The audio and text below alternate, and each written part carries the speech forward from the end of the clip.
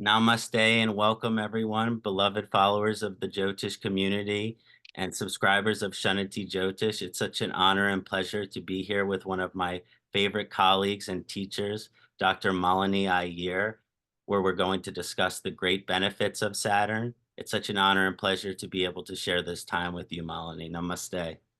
Namaste, Kṣaṇāti. Thank you so much for having me here. It's just an honor to be with you. And if none of you are aware that Dr. Iyer will actually be presenting this year at the 2024 third annual Maharishi Parashara Conference, which will be held in November. So make sure to check that out at parasharaconference.com.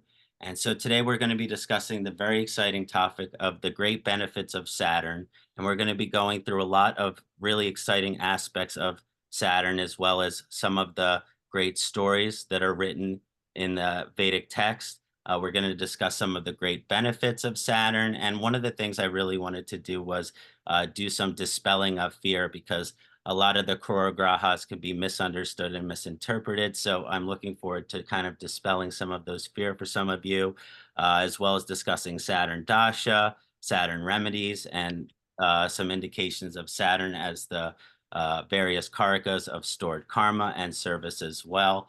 And just before we get started, I'm just going to do a quick chant to Shani Deva, and then we will get started.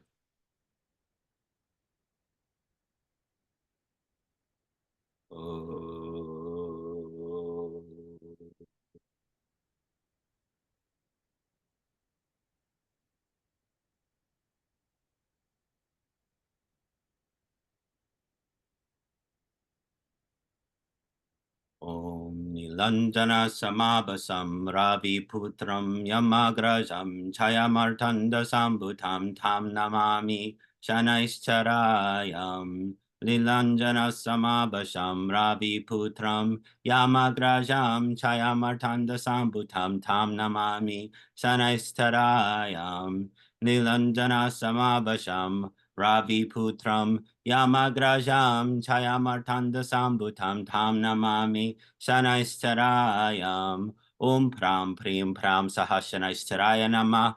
Om Pram Prim Pram Sahasanaishcharaya Namah. Om Pram Prim Pram Sahasanaishcharaya Namah. Om Pram Prim Pram Sahasanaishcharaya Namah. Hari Om. Om Namah Shivaya. Namaste. So very excited for all of us to be here to discuss Shani Deva. Again, probably my favorite planet to discuss as far as the major 7 grahas. So I would like to have Dr. Malini Iyer begin to discuss some of the origin story of Shani Deva, as she is one of my favorite storytellers in this regard. So please, Dr. Iyer. Thank you, Kṣaṇāti, for that beautiful rendition of the Shani mantra and with such great ucharan, with such great enunciation. Thank you.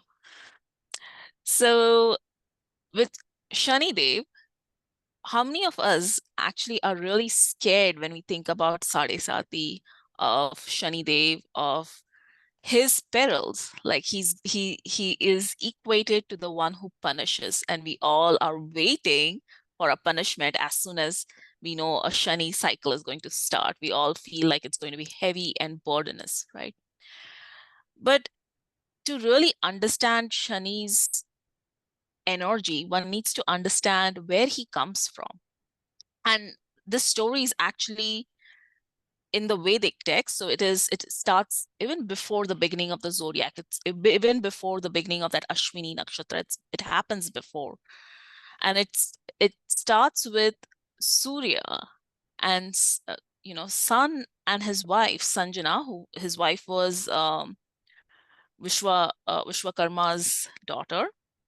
And she was really tired of being around sun. She had 3 children with the sun. So Manu, Yama, and Yami. Yami becomes the Yamuna Nadi, Yamuna River, and Yama is Yamaraj, the god of death in India. So she had 3 children with him, yet she could not bear his rays. He was so strong in his rays and his radiance. And so she takes her shadow and clones it as her. And then she goes off. She's enjoying her life and she replaces herself with her shadow called Chaya. And then sun is so radiant and he's so bright that he cannot see anything beyond himself or his duties and his responsibilities. So he never noticed that the mother was gone, mother of his children were gone, and was replaced by a shadow, Chaya. And Chaya was of a darker complexion. He still did not notice it. Chaya, they spent many years together as husband and wife, and Chaya has two children. One of them is Shani. And over the years, Yama, the child from Sanjana, starts to notice that Chaya actually is paying more attention to this dark-skinned little boy and is neglecting the other three children, Manu, Yama, and Yami. And Yama falls sick one day, and still Chaya is neglectful. So he decides to go and complain to Surya.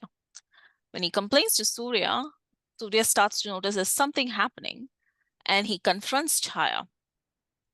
And when Chaya had taken up the role of being in position of Sanjana in this whole drama, in this whole episode, she said that she had made a clause that she will stay in that position as long as she's given equal respect. And when Sun started to question her, of course, Sun's energy is also cruel and harsh. He's very direct. It impinges on disrespecting her. So Yama is hell-bent on proving that this is not his mother. And in one version of the story, he kicks Chaya's womb. In other version of the story, he actually kicks Shani so hard that Shani has a limp to date.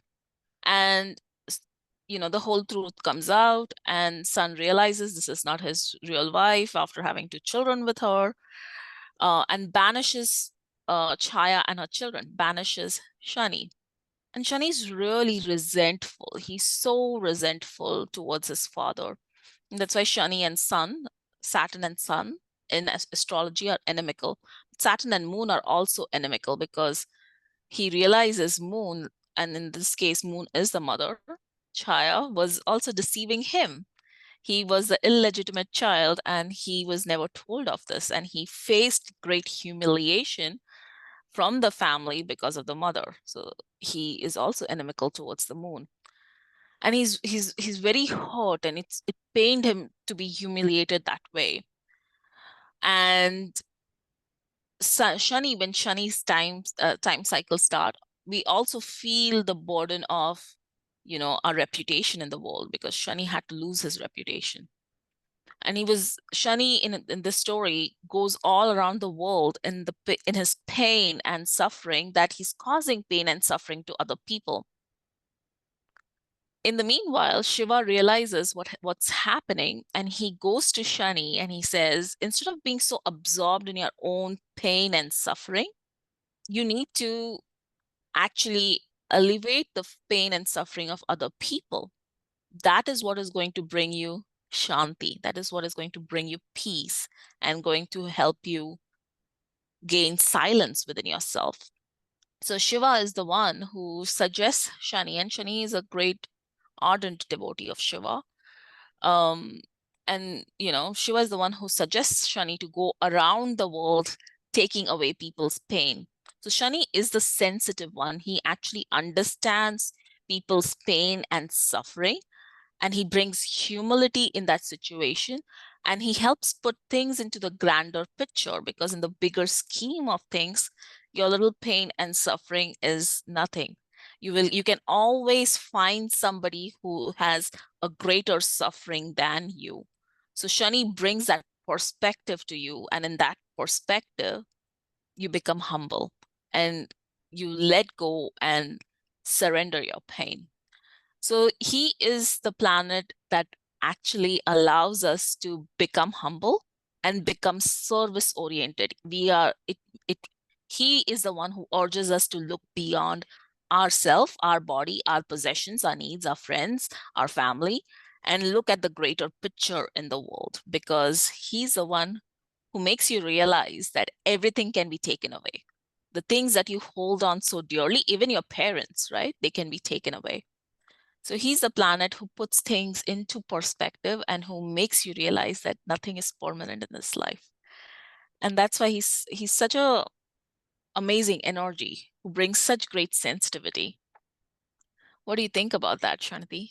I mean, I was actually starting to tear up a little bit, because I just find that in depth and portrayal of Shani through the ancient texts is something just so incredibly beautiful, and it really gets at the heart of what I wanted to focus on today, which is kind of eradicating that understanding of Shani as something we need to essentially fear, versus something we really need to revere. And Mm-hmm. I really, believe that, in that story, there's just so much about how Shani will affect us in our life as far as Vedic planetary karma goes. Um, Yeah. I think that, the service orientation, the idea of being humble, being in surrender, being in acceptance of what is, being able to have a perspective on our suffering, being grateful. So many of these deep lessons, which are deeply embodied in the story that you shared. Um, it's something that, as people going through the various Saturn Return, Sade Sati, Saturn Dasha, it's just something that they should always really keep that story in mind to understand. Well, instead of us being afraid of Shuni's scrutiny, like, what can we do to really integrate those deeper lessons and patterns of service and humility and surrender and acceptance, because those are certain spiritual principles that are not just beneficial in terms of our philosophical understanding, but in our quality of life. And I think Yeah. that's something that we're going to discuss today, is that when we kind of integrate the lessons that Shani wants to teach us, it really is going to take our quality of life to something that otherwise we wouldn't be able to experience that way. So I just wanted to thank you for kind of elaborating on that. So thank you. Yeah. Yeah. It is a pleasure to understand any energy, why it is cruel or harsh, or why it feels a certain way. I think it's really important to understand the motivations of that energy, right? And the motivation of Shani is to help us understand the bigger picture, is for us to, instead of being so attached to our life and the things that we possess and our dreams and our desires, to really pay attention to the bigger thing, which is the ticking time. You're born on this planet for a reason. Have you achieved that reason? You are here for a limited amount of time. Shani is the one who makes you aware of that time. And are you using that wisely? He does that for a reason. We say when and it happened in my Sade Sati, I lost my father. But it is said that Shani takes away things. And when he takes away things, we have to first remember Shani also lost everything. He lost his parents, he lost his identity, he lost his status and reputation in the world as the child of Surya, the king, right? He lost all of it and he was banished. And what he's really teaching us when he takes things from us is our over dependence and our over attachment to those relationships and those identities. And he's really teaching us to be independent, to be self sufficient, and to go within instead of being externally oriented. To actually, Shani is the first planet that pulls you within and wants you to focus what's within you that's causing that suffering, which comes from that attachment. Wholeheartedly. I mean, it's just a perfect segue into some of the things which I wanted to discuss. I feel like it's all kind of tied in here, which are like some of the major benefits of Saturn, which is essentially the topic, which is deeply connected to, how Saturn is misunderstood and dispelling the fear of Saturn and its transits and its dasha. And I think one of the first things I would like to discuss um, is as it relates to the benefits of Saturn. I feel like it's part of the human experience. It's part of the human condition to think that the world revolves around us.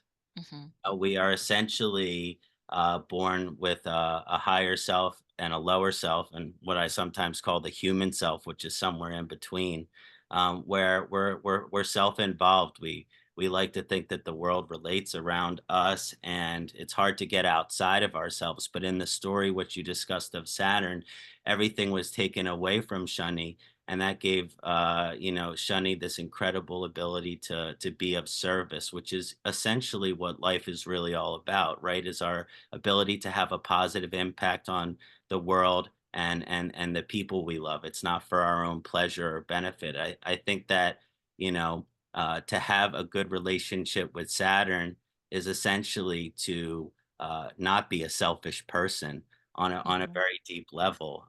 Wouldn't you say so? As far as the understanding of Saturn and its relationship in our lives, kind of helping us evolve past the selfish human condition. Yeah, yeah. You just started your Saturn Mahadasha, right? Well, I actually just completed my Shani Mahadasha, so I You was in, just you yeah, were in it for 19 years? I was. I'm in double Mercury Dasha, which is my Atmakarika Dasha, and Jaishta in the 10th Bhava, which is a great relief. And so, but in my Shani Dasha, I had, part of the reason I was tearing up is, part of my experience during my Shani Dasha is, before my Shani Dasha, had a very easy life. Everything was, I was raised in a nice house, with a nice family, three younger siblings, and, given all of the greatest gifts in the world. But I had actually become quite entitled, because I was raised in a very abundant and prosperous home. I was born into a lot of money. And so, from Shani Dash, I always say this as well for my clients when I'm discussing Shani Dash is we're all going to go through a midlife crisis, but it's better to go through it when you're at a young age versus when you're at an older age. And so I started my midlife crisis when I was about 6 or 7 years old. And I lost my parents. They got divorced. I lost both my grandparents in double Shani Dasha. And I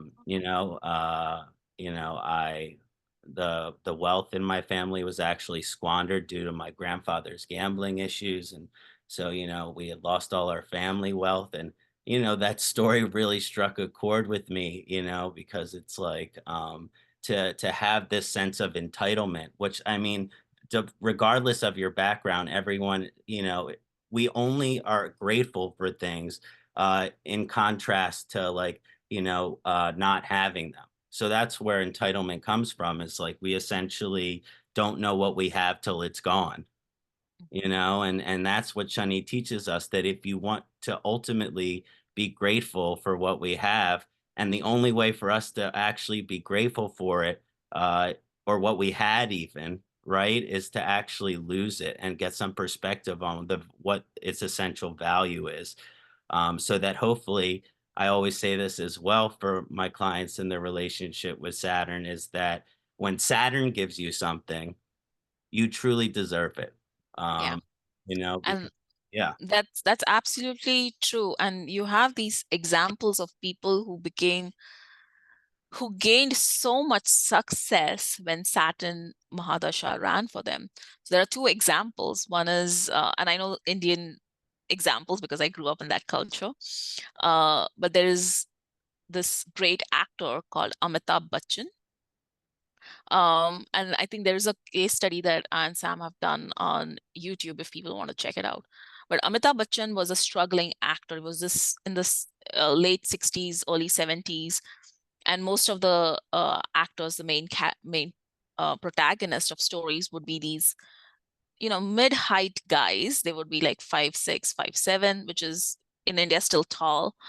And they looked a certain way. And here comes this guy who is over 6 feet tall, really lanky, looks weird according to those standards, and would not get work. And he came into the movie industry in the last bhukti of his Jupiter cycle and struggled like crazy, struggled so hard. He had like 11 flops. Nobody would give him work. He had no money. He came from a well-to-do family, but wanted to be an actor, so struggled like crazy. And then Saturn Dasha kicks in, and overnight, the definition of hero in India changes, because now the definition of hero is Amitabh Bachchan. He is the quintessential thing everybody wants to be: dark, tall, dark, handsome, deep baritone voice. And he became, and till now, he's a legend. Amitabh Bachchan walks into a room and everybody stands up. He's in his late 70s now, and he has ruled the industry. And he became so big in Saturn Mahadasha. Those years of Saturn is what, and he's ruled by Saturn. So the years of Saturn is what brought him so much greatness in his life. There's also this guy called Dhirubhai Ambani. And for those who don't know who Dhirubhai Ambani is, he's the Rockefeller of India.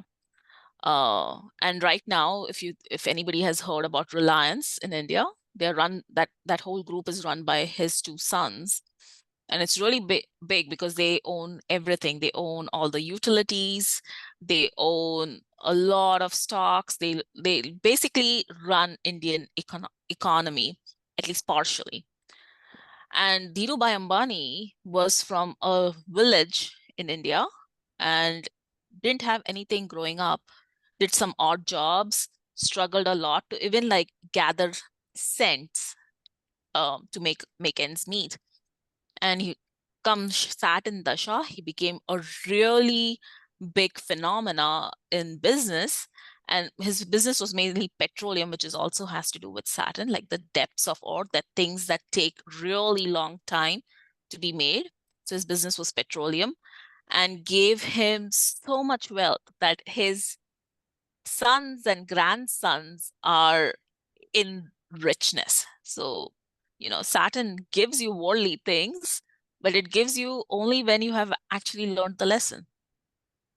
Yes, I mean, and I feel like, Saturn, in terms of understanding how it can actually be harsh, is that sometimes the consequences, when we have a deep lesson or deep pattern that we need to work through, because I feel that, all of the grahas, including Shani, this is something my late uncle actually used to say. He said, the universe is conspiring for your happiness.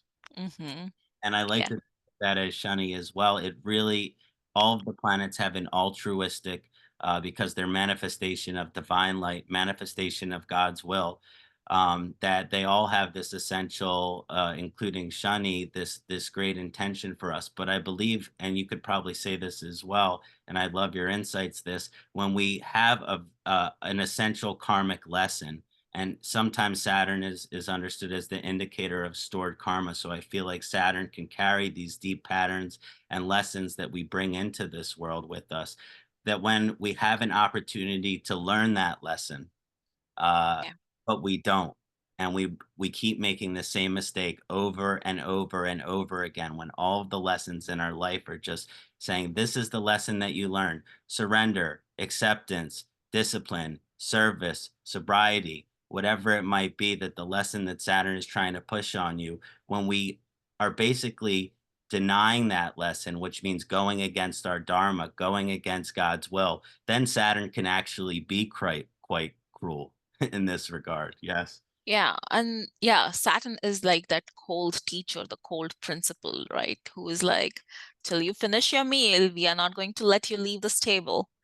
So it's also called the planet of delays, right? And when people are afraid of Shani because he's going to cause delays, but it's Shani freezes things, like he holds things steady so that you can actually marinate in that lesson and learn it. And if you don't learn it, you are not moving.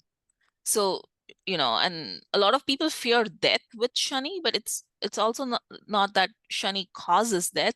He, or at least to the person who's going through the Shani cycle, but he delays things. So if you have an illness, Shani will keep you in that place till you learn the lessons of health, till you learn how you got there and you become aware of it, and then you start to work on it, right? So people who are, and sobriety is a great lesson. People who have addictions and their entire life, they have seen their life be dismantled due to addictions. When Shani hits, the dasha starts, or the Sade Sati starts, something activates Shani in their chart, they cannot get away from that lesson. They cannot get away from the consequences of being checked out. So there is no escapism. Shani is one planet who does not let you escape. He will hold you, bring you in, and make you learn that lesson. That's what, and he's that, and I was telling you the story before we started of Shani Shingnapur. So Shani appeared as this old man with a stick. We'll get into that story at some other point, but he has a stick, and he can actually, the stick is to hit you and remind you that this is your lesson. You need to learn it now. You can't just keep repeating it in every lifetime. Yeah, I often like to think of Shani as a double-edged sword. I also like to saying "live by the sword, die by the sword" for Shani Yeah. as well. And if we go back to the Sanskrit, Shani means slow. Another word for Shani is Shanaishcharaya, slow movement, slow mover. And we can understand this. I like to look at it as that double-edged sword, as Shanaishcharaya, the slow-moving planet. I often see that when Saturn cycle is beginning, um, that when we have these deep lessons to learn, on the challenging side of that slow movement, that in the beginning of Shani Dasha, actually, the consequences for not integrating the lessons that you have to learn as far as austerity and discipline and steadfastness are actually a little bit gentler. As Shani's cycle gets more integrated, there is no wiggle room at all. There are Yeah. consequences, the life changing, painful consequences of going against the lessons that we need to learn is become very, very challenging. And this is where there can be lots of loss. There can be lots of things taken away, as that Shani cycle begins to progress.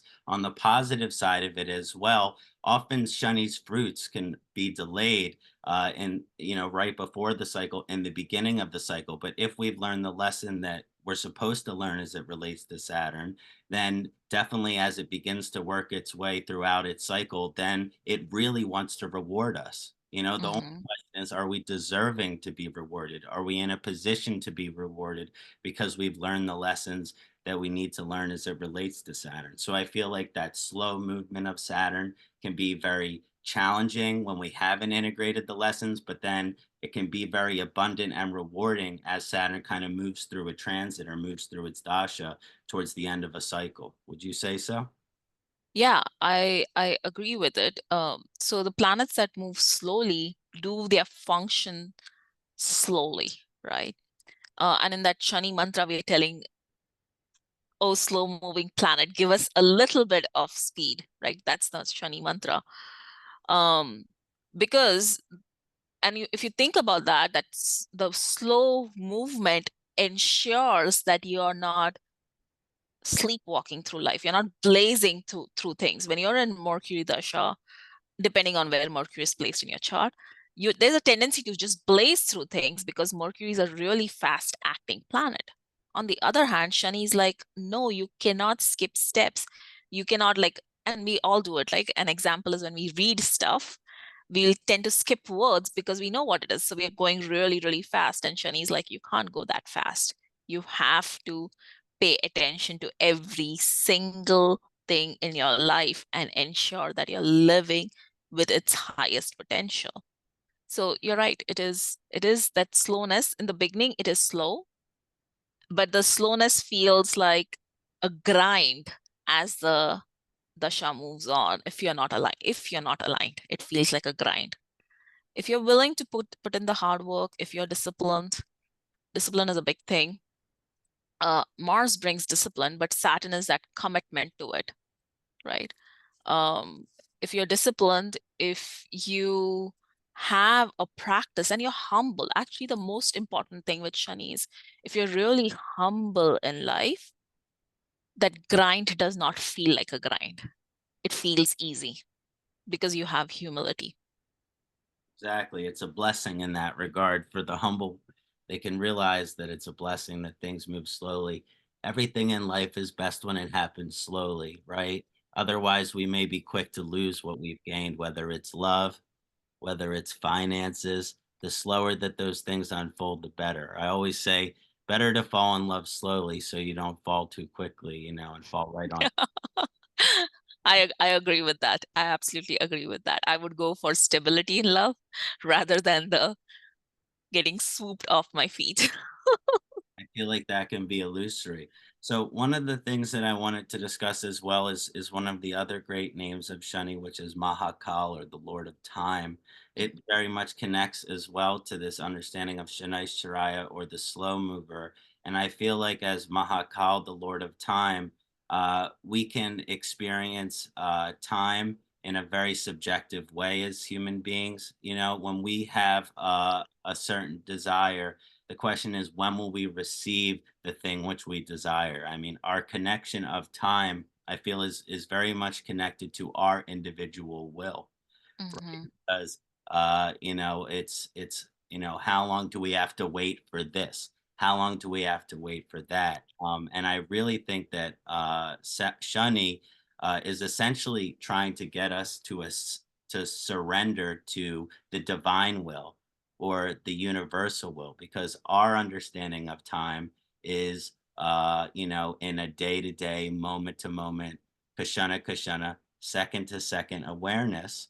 um, and they say that, one day for human beings is,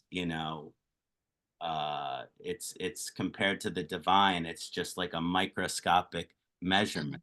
Mm-hmm. Mm-hmm. So what, in our understanding of Shani as well, I feel like, it's about looking at things with perspective. And you mentioned that, because when we're experiencing things, we sometimes feel, because of Shani, that we're not making any progress, that we're not getting what we want. And this is connected to our desires and our individuals saying, okay, well, I want this thing. Where is it? You know what I'm saying? And I feel like, Shani really wants us to be able to say, you know what? It's not about when I want something. It's not about getting what I want, but it's whether that's the divine will for me, Mm-hmm. whether that's part of God's plan here for me on earth, right? So Mm-hmm. I would love to hear your thoughts on Mahakal, as far as like our perception of time as it relates to Saturn as well. Yeah, so we have to understand, and I'm a great proponent of the theory of relativity, that time for us on Earth is happens a certain way. And if you take yourself outside Earth and you're on some other planet, there'll be a different day. The length of the day, the duration of the day, the duration of the year will be different, right? So this is very specific to life on Earth.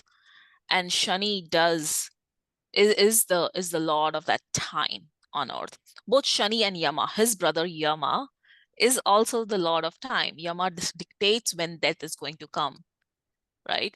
He's the um what's the word? He is the escort when you die, and to take your soul to the other realm, whichever realm you're going into. On the other hand, his brother Shani, Yama's brother Shani, is the one who knows that Yama is going to come, death is going to come. You have limited time on Earth. You only have so much time on Earth. So instead of squandering it on external, and this is a very Indian philosophy, because if you're in the West, pursuit of external stuff is considered great because it's a capitalistic society. But Indians, on the other hand, for them, the pursuit of the external worldly stuff, as in the end, is futile. They're like, then what? Then what? If you become the prime minister of a country, then what? What do you do? Where do you go from there, right? So the pursuit is within. And if you have a limited time on earth, how are you going to spend that time? So Shani is the one will help us remind what that time is. Absolutely. And put the pressure of time, the pressure of death. I think most of us, when we talk about pressure of time, we're thinking about the pressure of death. We all at somewhere within us are aware. That's why we also celebrate birthdays, because we are aware that the time is ticking and we have only done so much in that time. And yeah, Shani will delay stuff. So if you have a strong Shani, there is a good chance you will live long. I don't know how happy that would be, but it could be really happy if you're aligned with something deep within, right? If you're aligned with the cosmic forces and you lean into, so there's a saying, in time, everything becomes fine, right? If you lean into the wisdom of time, time carries memory and it has a wisdom and it is cyclical. So if you lean into that wisdom of time, things will be fine. You will not feel the pressure so much. Yes, 100%. I love our discussion of some of these indications of Saturn. We're right at the heart of dispelling some of the fear that people may have as it relates to Sade Sati, Saturn Return, Saturn Mahadasha. And I would just like to hear your thoughts in a little more detail as to, everyone who's watching this video who's going through Sade Sati, Saturn Return, and Saturn Dasha, and we'll discuss remedies in a little bit. But what you would say to kind of help them get the most out of their Saturn transit, or out of get the most psychologically from a perspective point of view. Yeah. So if in India, so Sade Sati happens, they are all a little bit different, right? Sade Sati happens when Saturn transits over your natal moon. And you start to feel its effects when it's in the sign before your natal moon. So if for example, my natal moon is in the sign of Virgo, so I will start to feel the effects of Sade Sati when Saturn is transiting the sign of Leo. Then it will transit the sign of Virgo. I'll feel the effects, and then in Libra, right? Um, and I want to say not all of Sade Sati is bad. Saturn and Sun and Moon, these three planets are inimical towards each other. They're inimical mainly because they rule really opposite indications, opposite motivations. Like Sun rules, he's a king. He has the power and he wants to make sure that the power is used well. Moon is all heart. And then Saturn is completely opposite the two. They are like, Saturn rules the peoples. If Sun is the king, Saturn is the people, right? And if Moon is the mother, Saturn is that child who's telling the mother, you didn't do a good enough job. So when Saturn transits, especially signs of Sun and Moon, so Cancer and Leo, it has a rough time understanding. It's not comfortable in that environment. So if you have Moon in these signs, so if you have Moon in Gemini, Cancer, Leo, Virgo, whenever Sade Sati hits, even these four, then it's a rough time because Saturn is not comfortable in these signs. But if you have, for example, like I have Moon in Virgo, and when Saturn transits through Libra, I'm still in Sade Sati. I had the best of my time in my life because Saturn is now in a very comfortable environment. And Saturn does well in air signs, right? Because it allows a certain level of flexibility. Air signs are flexible. Um, Fire signs are less flexible. They are more rigid in the way they do things. I'm not talking about the fixed nature. There is fixed fire versus cardinal fire, but they're a little bit more fixed. Saturn is debilitated in the sign of Aries because there's no wiggle room. Aries just goes with a speed. And Saturn is like, slow down. Let's not fly on the freeway. We could get into an accident, right? All these are valid things. So not all of Sade Sati is bad. Similarly, not all of Saturn Mahadasha is bad. It's where Saturn is transiting through will bring out its effects.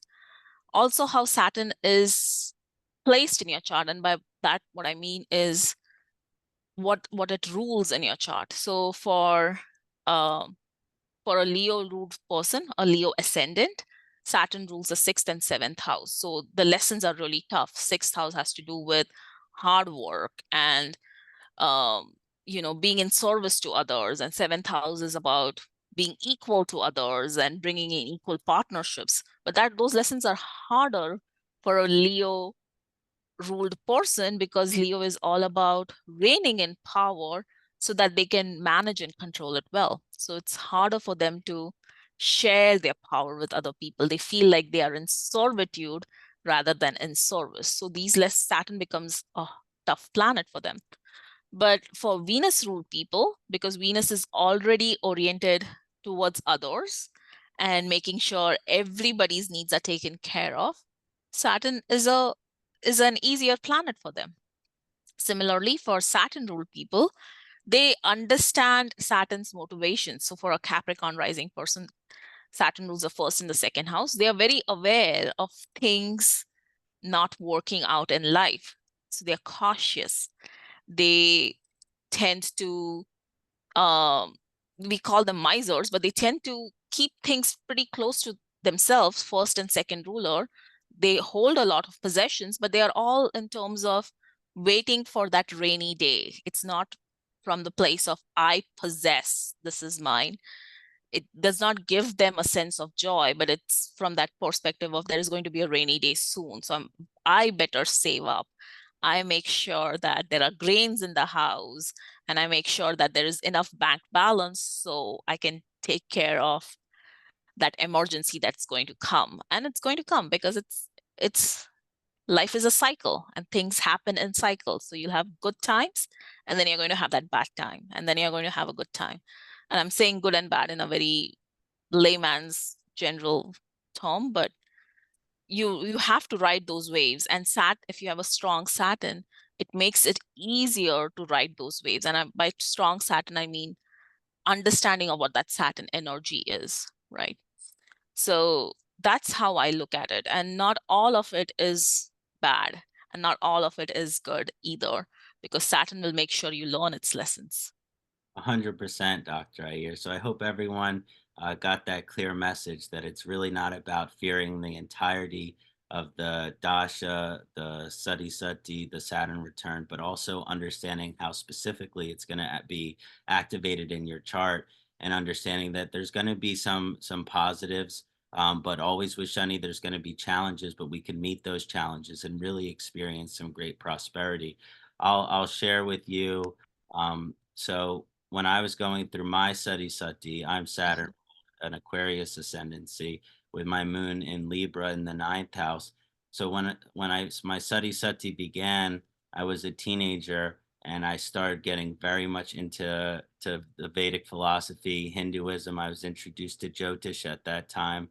Um, and I really began my path of Bhakti Yoga when Shani was in Virgo in my eighth house. Then, as it transited to my ninth house with Venus and Moon there in the house of the Guru, in the ninth house of the Guru, that's when I met Alma, and she helped me with the ceremony in which I converted to Hinduism. And that's when I was introduced to my Guru.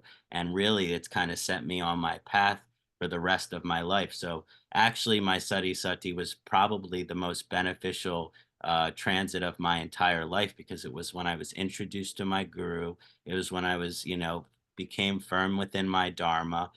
So we can kind of look at Shani's transit and the house, and maybe Dr. Iyer and I, after this video, will discuss, Shani's benefits through all of the 12 houses. But for me, when that Shani was transiting my ninth house with the guru, religion, higher spiritual evolution, dharma activations that go on in that ninth house is really what kind of set the stage for the rest of my life. So actually, we really don't need to be afraid of Shani. When we're open-minded, willing,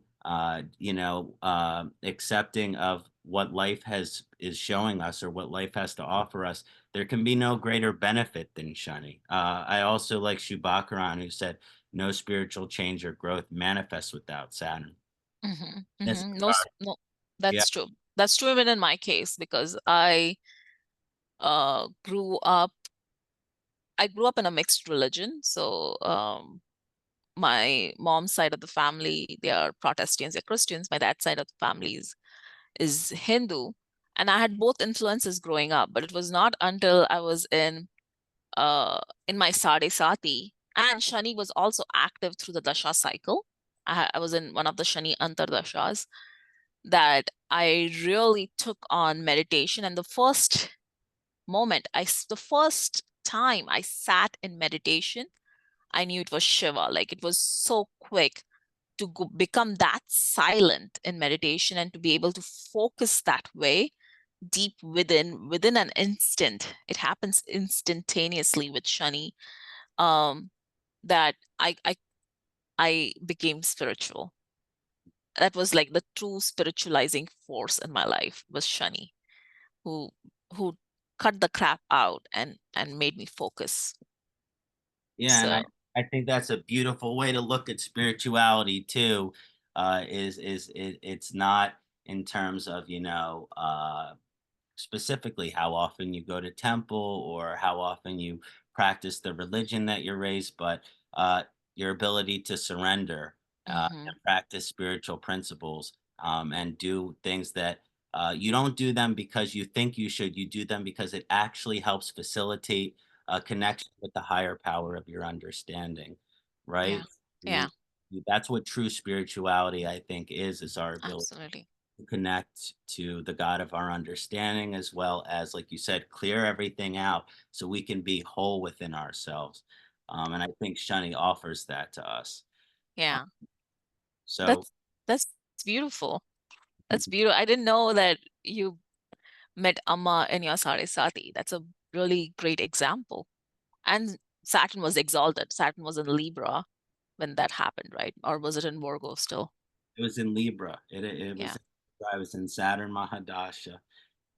So yeah, it was, and I didn't realize the Jyotish, until I looked back at it. And when I was first started studying Jyotish, I looked at that and I was like, wow, it really helps you kind of understand the greatness of Saturn, the greatness of Saturn. Yeah. I think that's so powerful and beautiful. So, the next thing I wanted to discuss was just for us to kind of first to have you share on what would be some of your remedies for Shani Deva for anyone who wants to help them with their relationship with Saturn, regardless of transit, but maybe if they're in, the Saturn Dasha, Sade Sati, Saturn Return. What are some of your favorite remedies to offer your clients to kind of help them with their relationship with Shani? So I often say this, there's no substitute to meditation, whether you go to a temple or not. Um, but the reality is a lot of us cannot meditate because we are so anxious about just living our life, about just breathing, right? So for those who cannot sit down on a mat and be in silence for 5 minutes, and by when I say be in silence, it does not mean you cannot have any thoughts. It's okay to have lots of thoughts and let that juice out of those thoughts go away, right? You need to squeeze the orange completely for the juice to come out. That's what meditation is. So it's not about you sit down and you're completely silent. You sit down and you surrender to the process of whatever is happening and don't try to control it. That's meditation. But if that's hard, because that's also hard for some people just to close their eyes and sit down because they're worried about that phone going to go off or something on Instagram, then a few things that you can do that are really powerful with Shani is pranayam. So balancing Shani also uh, is a Vata planet. So balancing your breath and balancing that prana within you. And prana yama, it's actually Yama is Shani's brother, but it means control. So it's really bringing that prana in and balancing out your nervous system because that's where you feel the anxiousness with Shani. That's really powerful. If you don't have time for pranayama, then listen to or chant Hanuman Chalisa. And that's really powerful with Shani. And Shani really really respects Hanuman. And he respects Hanuman because Hanuman helped Shani escape from Lanka. There is a story behind it. He helped Shani escape. And Shani said, "Oh, but if you help me escape," Shani was supposed to get on Hanuman's head and ride out of Lanka. Shani said, you know, you people fear with me because Shani is so humble. He said, people fear that if I am with them, bad things are going to happen. And, you lose your family, and I have this bad reputation, and because I've lost my family, etc., etc. And Hanuman says, I don't care because I don't have a family. I'm in the middle of a war, so I can give you a ride. You want to get on it or not? And Shani rides with him. Of course, there's war, and Hanuman is brutally involved in that war. It's so much so that Shani's like, oh my God, this is even too much for Shani. And when Shani leaves Hanuman and Hanuman delivers Shani to the other side of the ocean, Shani blesses Hanuman and he says, you're the only one that has given me enough respect. And it's all about respect with Shani, right? He's so humble, but it's all about respect. He's been humiliated in his life. That anybody who prays to you, I will make sure they're taken care of. So Hanuman Chalisa is one of the things. If you live in places where there is a temple, uh, you can offer oil and sesame seeds, and there are special leaves, people leaves that you can um, offer to Hanuman for Shani, because Hanuman will deliver it to Shani. And the best is be in devotion to Shiva, because Shiva also helps with that silence. And as soon as you're silent, you're in touch with Shani. And the lessons become available to you. You're not wandering like a chicken without a head. You actually then become really grounded in the things that are ripening for you in the moment. And you become you're able to surrender to it. So just pouring water over a shivling, just water, does not cost you any money. It costs you a little bit of time, 30 seconds of your time. Just pouring water on a shivling at a temple, not at your home, that will help with Shani. What do These you do? These are lovely remedies. I mean, a lot of those remedies I do as well. So like just some of the basic remedies I like to do, although a lot of them you already shared. I love with colors. Mm-hmm. Well, when I was studying with Dr. Basant Lad, a lot of the remedies, the colors, gemstones, and things like that, the reason that they work is that when Shani sees them, whether it's the colors or the gemstones, uh, then Shani likes to be a little gentler on us. And Yeah. also, so for colors, I like to wear black and any shade of blue, which is from royal blue to navy blue, as well as dark shades of violet as well. Um, as far as gemstones go, this is something I like to. I'm very much into gemstones, but I think it's something that can be deeply misunderstood because blue sapphire, pukraj, can actually be a very challenging gemstone. I don't encourage most of my clients to wear blue sapphire. This is important to understand as well, because, well, why wouldn't you wear blue sapphire if it's going to help with Shani? Well, it doesn't always work that way, especially with the Krura Grahas, that when we wear Mm-hmm. the primary gemstone of the Krura Grahas, it can actually increase the overall power of that planet. And then if that planet is not functionally benefic, or we haven't essentially worked through our karmas with that planet, then it can actually cause quite a malefic effect, especially if Shani is ruling Dusthana Bhavas or anything like this. So I, Absolutely. I will often not recommend the blue sapphire. And I will never even consider recommending the blue sapphire unless the person has completed both a Saturn Dasha, Sade Sati, and Saturn Return. So it will be considered by me as a recommendation only once they have completed all three. And then Saturn has to be well placed as well.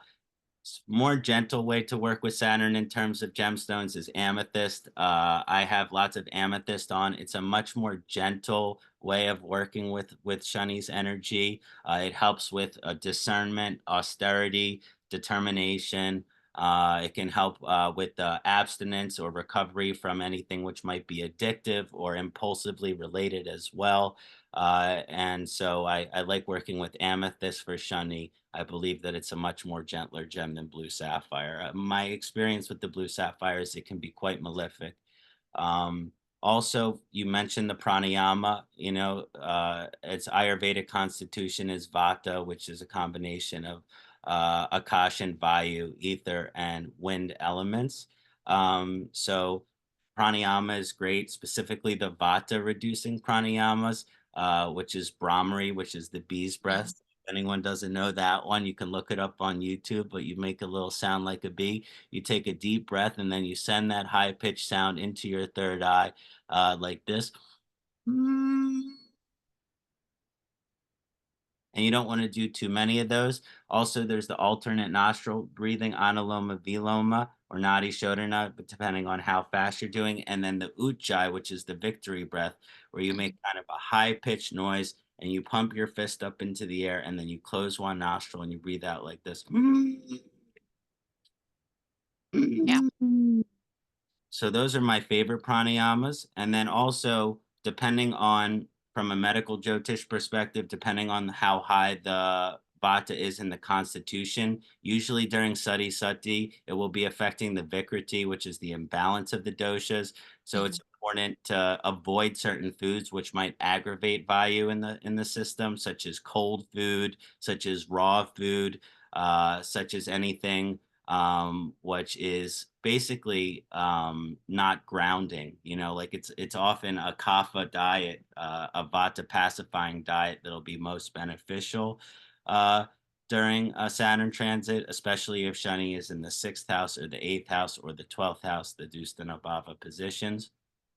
And then I love also Hanuman Chalisa and Shiva, specifically Nataraja form of Lord Shiva, as Lord Shiva does the Tandava. The Tandava is that spiritual dance, which is the dance of destruction, which is basically, if we go back to that Shani story where everything is taken away, then Parvati can come in and do the Lasya, which creates the act of creation. So then that creates the fertile soil for the things that we need to be removed from our life to be removed. So essentially, we're asking for those things that don't serve us to be taken out of our life when we honor Shiva in its dancing form as Nataraja. So those are just some of my favorite remedies for Lord Yeah. Shani. Yeah. I think I love Brahmari. It's so the one where you activate all those points, they actually also activate your vagus nerve. So it actually helps with rest and relax instead of being in the fight or flight response. Those are beautiful remedies, and I love how conscious you are with recommending gemstones. Uh, I personally do not recommend gemstones. Not that I say don't wear them, but I don't do that in my practice. Um, Mainly because people don't know how to align with their energies, and there are other ways, but I love how conscious you are. And I also deeply resonate with amethyst. Actually, when I was in my Sade Sati and my Saturn Antardasha, my place was full of amethyst. I don't know why. Organically, I would be so drawn to amethyst. So that's such a beautiful reminder that this was what was happening. Sometimes you yourself forget as a Jyotish. Exactly. We're always doing that work for other people. We forget sometimes its imminent effect on our lives. Um, and so I forgot as well, also with medical jokes, just because it's one of my favorite areas, often that Shani relates to Asti Dhatu, which is the Hmm. skeletal structure.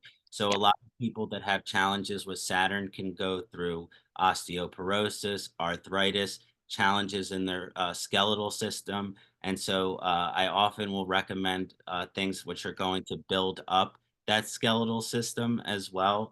My favorite is Abrak Basma, which is actually the mica stone, which is carbonized and granulated. and then you mix that with the yoga vahi like ghee or raw honey, and it Yeah. can actually push some solidification to the bone structure. I've actually worked with this with certain clients, and they go to their doctor. They're like, "Well, what did you do? Because your bone density has gone up rapidly." So that could be a really interesting remedy. And then the last one I'll recommend is Jutamansi as well, because insomnia, when Vayu is in the Majadhatu with the nervous system, people can have issues sleeping. I like to do a Jutamansi milk, which is you cook about a tablespoon of Jutamansi in a cup of raw cow's milk, or you can use coconut milk, but it's more fat soluble, the Jutamansi. So you cook it in a little bit of milk, drink that before Yeah. bed, and you should get a much deeper sleep as well.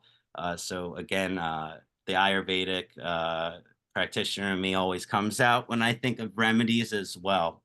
Yeah. Yeah. Increasing fats and reducing spicy and salty food. Yeah, I think that's like a general guideline I follow when I have Shani's aspect on one of my major planets, um or I'm running through a time cycle of Shani. So yeah, I resonate with all of that. That's beautiful, Kṣaṇāti. Thank you, Dr. Iyer. So, I just, as we kind of bring things to a conclusion here, I just want anything you would like to share to anyone who's, watching this video. I feel like we've given a very in-depth understanding as to dispelling some of the fear and the benefits of Saturn. But maybe you would like to end with telling us the story of the man with the limp, the old man with the limp, and anything else you would like to share with the community as far as the benefits of Saturn to kind of take with them. So there's a village in India called Shani Shingnapur. It's in Ahmednagar in Maharashtra. I've been to that village. I've actually gone to that village during my Sade Sati, right after my dad passed away. And there is this village is called Shani Shingnapur. It is a village dedicated to Shani. And a black stone appeared in this village about 400 years ago when there was a big flood. And nobody knew what this black stone was. It was a Swayambhu Shani. And the way they figured out is they tried to take the stone away. It would not go.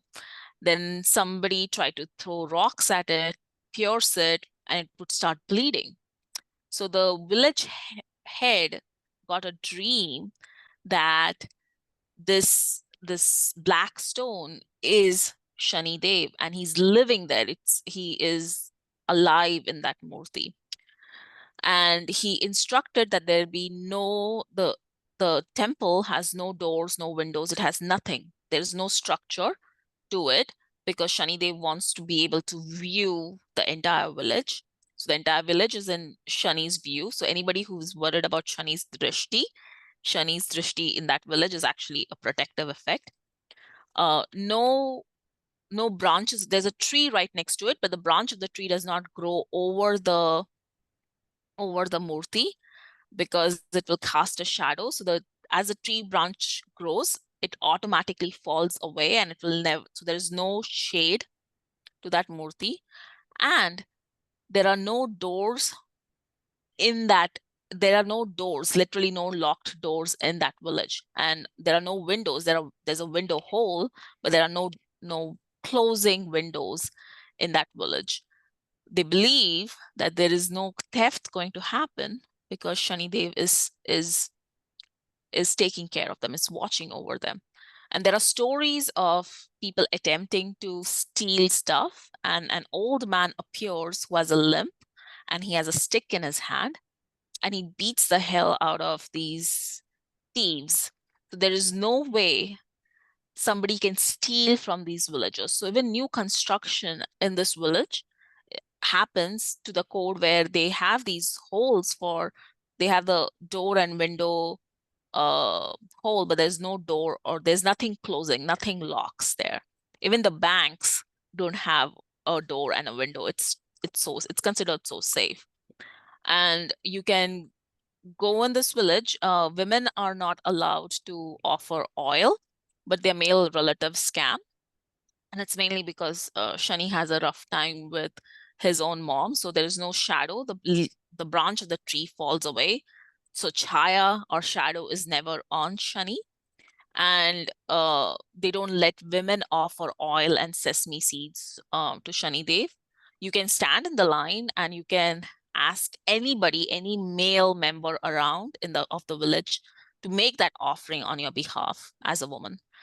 So it's a village that is protected by Shani and Shani's drishti. And when we think about Shani's drishti, we think about, and in astrology, in Jyotish, Shani has a third and the 10th aspect, and we think it's going to it's going to do something bad for us. But in this village, it's believed that Shani Dev is actually what is protecting them. His drishti is what is protecting them. I, And I love that's that. a Yeah, that's a living example. it's amazing. I love that so much, both as a literal example here on Earth. And I mean, I think a lot of times when we uh, commit things that are unethical, like stealing, for example, we think that just because there isn't an instant consequence, right? That there isn't a consequence, period. Mhm. I think that that story is very symbolic of Shani's karma, because Shani Shiraya, the slow mover, just because there isn't a karmic repercussion or karmic consequence when we do something unethical, stealing, violence, impropriety of any kind, that it will deliver its karma. You know what I mean? It will deliver justice. Mhm. In this case, I think of Shani often as the deliverer of justice in our world, and I think that that's a really beautiful story, really captures that energy of Shani as well. Yeah. So if you're not a thief and you're not an unethical person, Shani will protect you. Yeah. And if you are a thief or an unethical person, Shani's coming for you. Yes, absolutely. Thank you, Kṣaṇāti. This has been great. Yes, Dr. Iyer. This is just the beginning of many exciting collaborations. I hope for the future we've discussed some very more exciting topics, which we're going to be bringing to the community as well. So it's just such an honor and pleasure to have you here.